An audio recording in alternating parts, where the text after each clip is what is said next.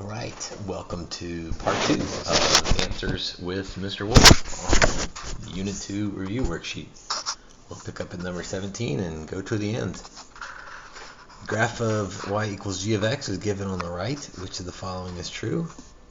G could be an even degreed polynomial. Well, even odd tell us if the ends are doing the same thing or opposite things. Even means the ends are the same. Odds mean that they are opposite, or odd degree means that they're doing opposite. And these are going opposite, one's up, one's down. So this is not true. That would be an odd degree polynomial. Number 2, G has 2 even power roots. Even meaning double, quadruple, etc. Let's see, there's a bounce. So that's a double root, or a 4 root, or a 6 root, or an 8 root. There's a cross, so that's not a double. There's another bounce. So yeah, this thing has 2 even powered roots. Yeah, that's true. And number 3, the lead coefficient is positive. Well, the lead coefficient tells us about the right end. And if it's positive, that would mean right end is up, but our right end is going down, so that's a no. So only number 2 is true, so that would be D.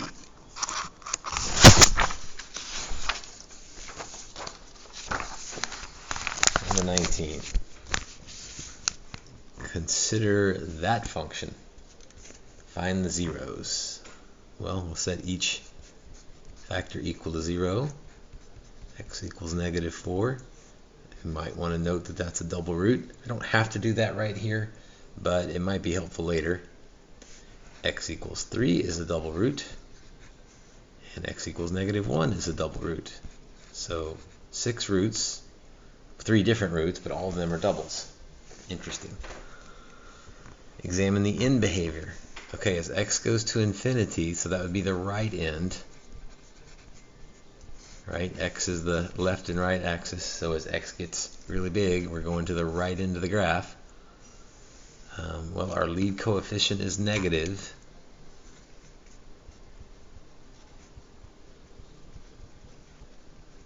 So that means at the right end will be going down.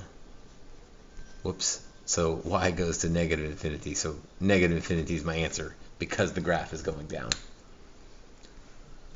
As x goes to -infinity, so that would be the left end of the graph when x heads out this way. So that has to do with even or odd.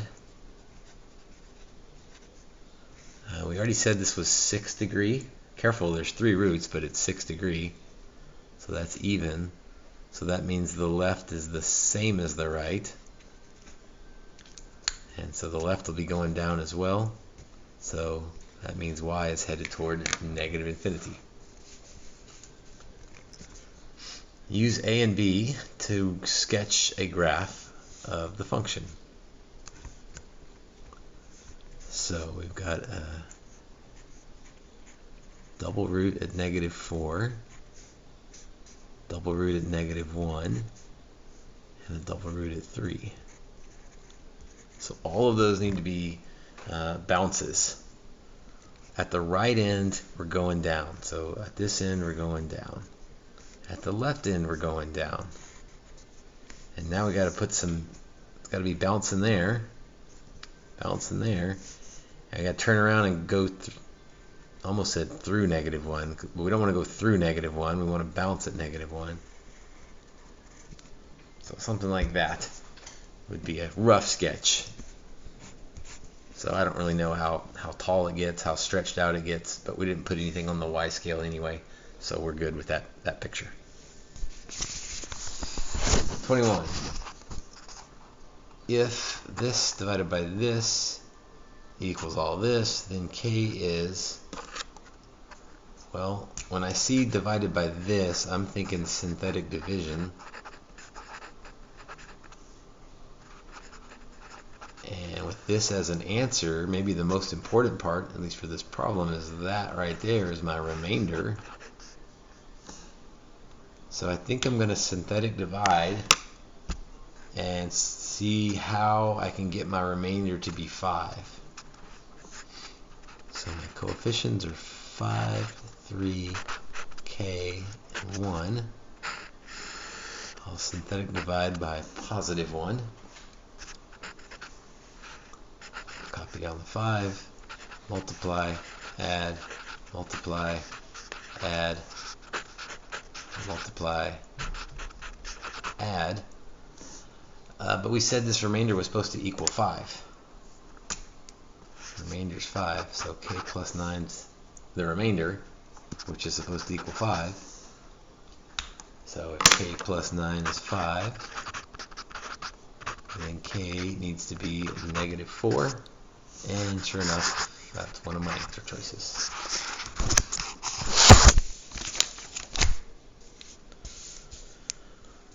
Number 23, how many real zeros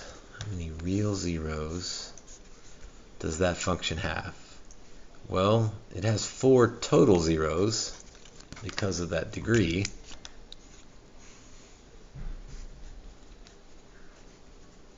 But that doesn't tell me how many are real versus how many are imaginary. So I think I'm going to have to use the possible rational roots theorem. Factors of last over factors of first. This is one we like because there's only 2 choices there. So let's synthetic divide with 1 or -1 and see what we learn. So 1, 2, 2, 2, 1. We talked about this before. If I try a +1 here, there's no way I'm going to get to 0 for a remainder because everything's positive. So let's try a -1 and hope for the best. Bring down the 1, multiply, add, multiply, add, multiply, add, multiply, add. So that's good news there. So -1 works. And that gives us a set of reduced coefficients. Let's see, we started with x to the 4th. So now we're down to x cubed. A couple options here.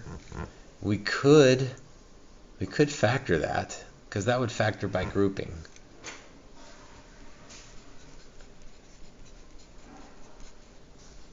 Now, generally speaking, 4 terms won't factor. So I'm going to try I'm going to try a synthetic division again. But if you wanted to factor, you could. I'm also going to try synthetic division because there's only one thing to really try. Because +1 still won't work. We'll try -1 again, which would make it a double root, but that's okay.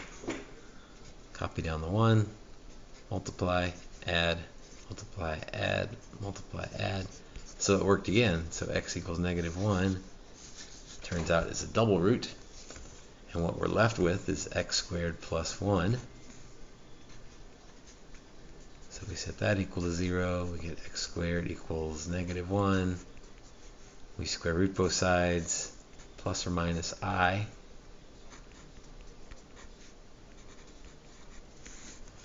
So how many real zeros does it have? Well, again, you could argue 1. I'm going to count that as 2 because of the double root thing.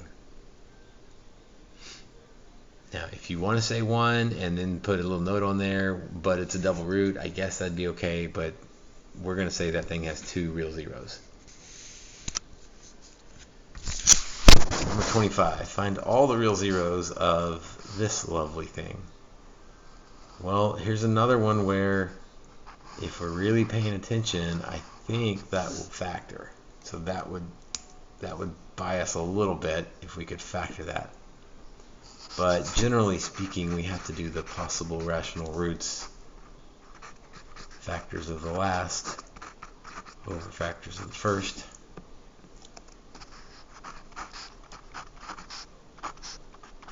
And so I've got not too many options here. 1, 3, 1/2, 3/2, 1/4, 3/4. And I don't really want to try any of those fractions. So let's try the whole numbers or the integers first and see what happens. Copy down the 4, multiply, add, multiply, add. This is not going to work. So not -1, or excuse me, not +1. Maybe -1 would work for us.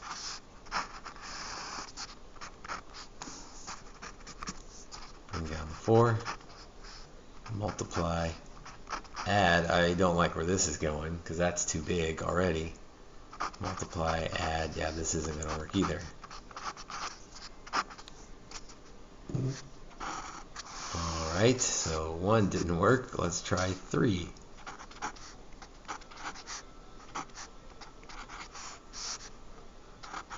Let's see, copy down the 4, copy down the 4, multiply, we get 12.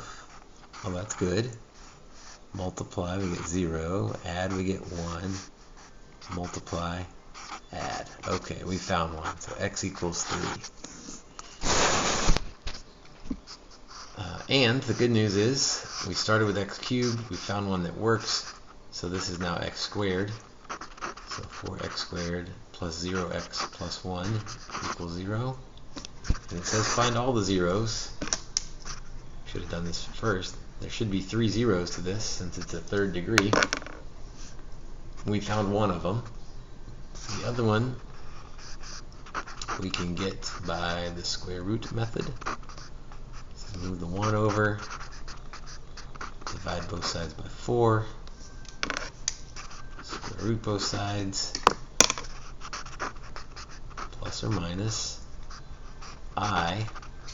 Square root of 1 is 1, square root of 4 is 2, so plus or minus 1/2 I. That's 2 answers, along with x equals 3 makes 3 answers. So we found all of the zeros for that one. Number 27. Oh, this looks like one of those easy ones. We like this. Less than means we need to shade below. The equal to sign means we need a solid line. So we need something below a solid line. So below A and C, but the solid line is C. So my answer choice is C, below a solid line. That's a nice and easy one. 29. Given that f of x is a 6-degree polynomial, 6 zeros, the graph is shown on the right. Which of the following could be f of x? Okay, well there's a 0 at -5, so that'd be x plus 5. There's a double 0 at -2, so that'd be x plus 2 squared. Again, the balance is what lets me know that that's a double root. There's a regular 0 at 0, so just x. There's a 0 at 4, so x minus 4. A 0 at 6, so x minus 6. Kind of put all those pieces together. 6 degree, 1, 2, 3, 4, 5, because the double root 6. And actually, they're not in the order we want them. Let's see. So I'm looking for x plus 2 squared is a good thing to look for because of that double root. So it's not A or B. C and D both have a double root. Everything else is the same between C and D except for that minus sign. Ooh, we didn't think about that earlier. But this is going down on the right, so that means the lead coefficient is negative, so it would have to be B. 30 and 31 go together. Can't really do 31 unless I do, well, I guess I could. I can't do 30 without doing 31, but we'll do them both. So x less than -7, 1, 2, 3, 4, 5, 6, 7 is positive. X equals -7 is 0. From -7 to -2 are positive. -2 to 5. 1, 2, 3, 4, 5. Or negative. At x equals 5, then y, remember f of x is the same as y. When x is 5, y is 0. That's really giving me a point, 5, 0. And then when x is bigger than 5, the y value is negative, so it stays down here. Okay, I got 2 double roots going on and a single root. So let's see what this says for us. F has a relative maximum when x equals -7. So there's x equals -7, but that's at the bottom of a valley, so that's not a maximum, that's a relative minimum. So number 1 is not true. Number 2, the degree of f is at least 5. Well, 2, 3, 4, 5. So yes, it's at least 5. It could be more because we don't know that this is a double root. It could be a quadruple root. This could be a triple root. So it's at least 5. Could be more, but it's at least 5. So that's true. Lead coefficient must be positive. Well, if the lead coefficient is positive, that would mean it ends going up. The right end is up, and that's not true here. So 3 is out. So that's a 2 only situation. B. And then 31, I didn't even read the directions, but I assume it just says, on the graph at the right, sketch a possible graph meeting the conditions described in the table. So yeah, we met all the conditions. Does it look like that? Is it steeper? Is it flatter? Who knows? But it meets all the conditions, so that's what we're looking for. Alright, if you made it that far, good for you. Hope you found that helpful, and maybe that makes you a little more ready for the test on Wednesday. Good luck to you. Hope you enjoyed your day off, and I look forward to seeing you guys on Wednesday.